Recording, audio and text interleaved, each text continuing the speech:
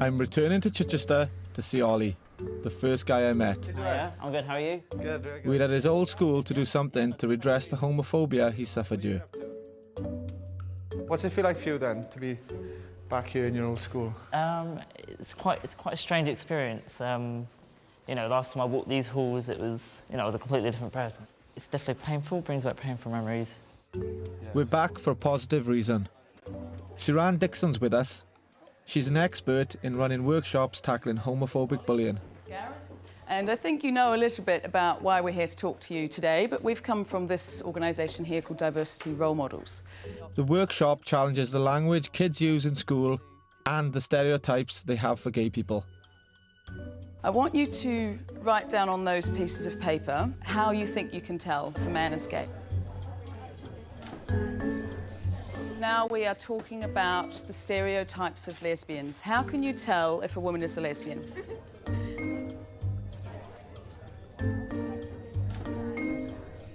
The next thing you need to do, you're going to write down words that you hear that describe a gay man, the words that you hear that you probably shouldn't say. And now I want you to write down all the words that we don't encourage you to use to describe lesbians, please.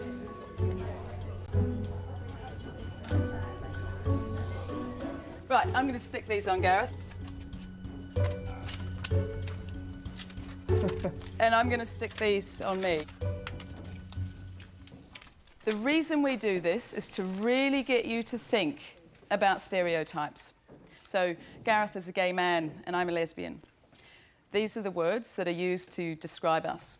Do they fit me? No. Do they fit Gareth? No.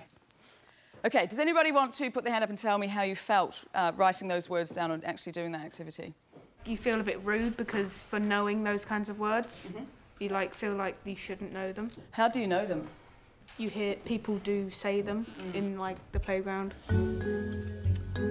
The last exercise confronts a problem I hear all the time. Using the word gay as an insult shouldn't be offensive to gay people. If you totally agree with that it shouldn't be offensive, you're at that end. If you think it should be offensive or could be offensive, you're at that end.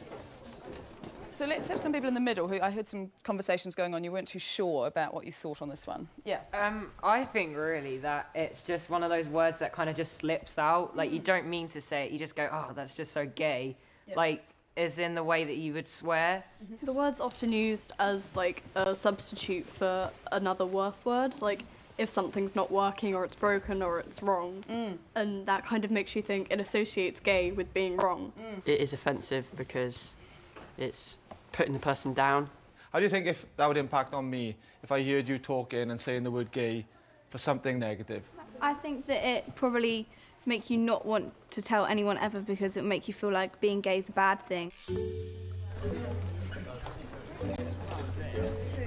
So how have you felt about the session? Is it what you thought it was going to be? I think it was quite different to what I was expecting. And when we were out at break, I actually heard someone say something homophobic, and I was just kind of like, well, why are you saying that? Because you don't need to say it, and there's nothing wrong with being gay. And Olly, I wonder how it makes you feel hearing this now, because obviously you've quite a difficult time at school, and now you're hearing students from your own school talk about this in such a positive way. Yeah, if the attitude was the same probably back, when I was at school, it would have it would have been a different experience. Completely. If you'd sat in a workshop like this, feeling like you did, how might it have changed the way you felt? It would have helped majorly. I hope that you've all learned a lot today and you take this away with you. Don't forget it because it can make somebody else's life a lot better.